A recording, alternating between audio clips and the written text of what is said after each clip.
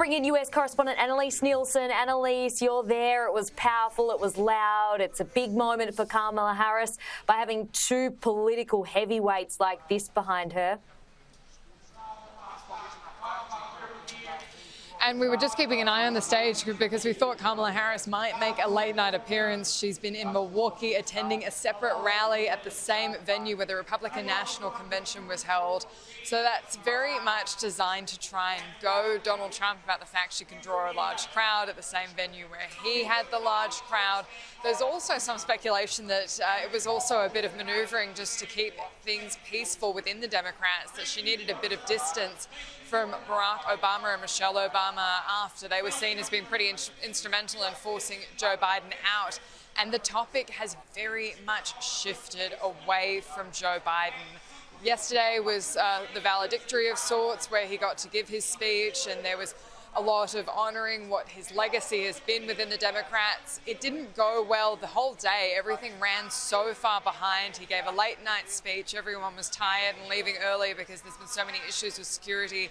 So it really was kind of a sad ending for this DNC, which was just a few weeks ago supposed to be a 3-day celebration of Joe Biden and the launch of his campaign for another term in the White House. Instead, he's now off on vacation for 2 weeks, and they wanted to pivot that focus onto Kamala Harris. We heard that from Michelle Obama, we heard that from Barack Obama, and the audience here did go absolutely wild for both of them. The optimism is really high, the confidence is high among the Democrats, and it does have to remain to be seen whether that does continue through these next months of campaigns. To get to this point, even this virtual roll call that confirmed Kamala Harris before today, where she had the ceremonial confirmation as the nominee, she hasn't had to do a press conference. She hasn't sat down for an interview. She hasn't been out on the hustings talking to ordinary voters. She didn't have to do primaries ever. She didn't do them in 2020 either. She dropped out before the first debates for Iowa. So this is really where they are going to find things could get tough if she doesn't keep this momentum going.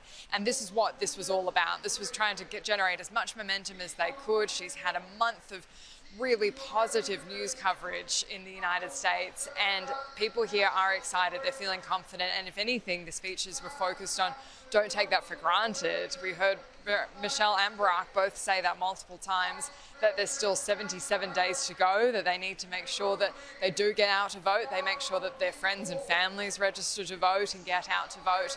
And this is where they need to maintain that. So that was a strong focus. We didn't hear much about Joe Biden and his legacy at all. We heard a lot more about Donald Trump. And I heard Joe Hockey say it before, and it's quite true that the Republican convention, all they talked about was Donald Trump, and at the Democrat one, all we're talking about is Donald Trump as well. It's still the focus of just everyone this election cycle again.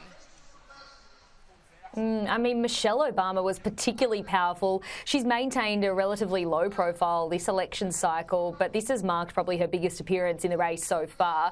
She's arguably one of the most respected people in American history, so her backing holds formidable political weight. There was some talk earlier about her potentially needing to step up, but obviously that's not happening. But the speeches here are marking a really, really momentous moment here. As you said, they spoke a lot about Donald Trump. The analogy to him as an annoying neighbour with the windblower there, and that Kamala Harris is the neighbour who will always help out. They also made a point there of saying that Donald Trump is weirdly obsessed with the crowds, but as you said, it's Donald Trump talking about it at the Republican convention, but now as well at the Democratic convention too. And look, Donald Trump does draw big crowds. I was at his rally in New Jersey, and he had tens of thousands of people on the beach. He's continued to do that. And so it is a point of pride for him. It is a thing that you can see the tit for tat going on the campaign trail, where they keep taking photos, and both sides do this, where they take photos before everyone's in the room and they say, oh, look at all these empty seats, and you have to wait and watch the actual feed to see that they're both really filling up venues. It's kind of a petty thing for both sides to be going for, but they do know Donald Trump takes it seriously. And likely we're going to see him just going to his heartland, the strongholds, to make sure that he does keep getting those big crowd sizes. At some point, they're going to have to start talking about policy, and I think that's going to be the really critical issue. When Kamala